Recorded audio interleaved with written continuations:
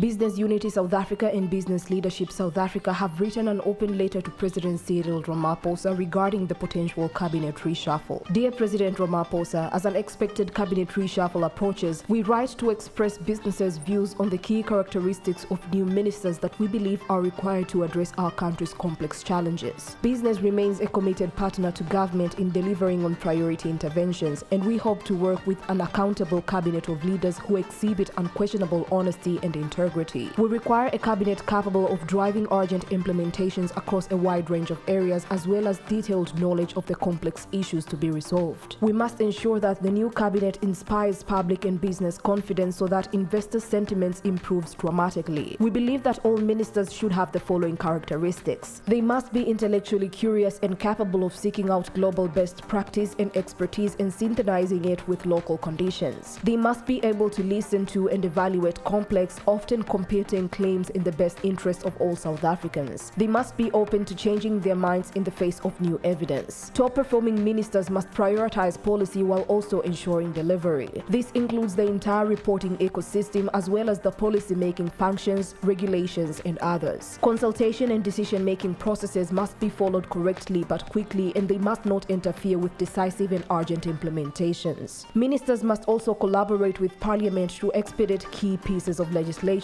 many of which are about to be introduced in the National Assembly.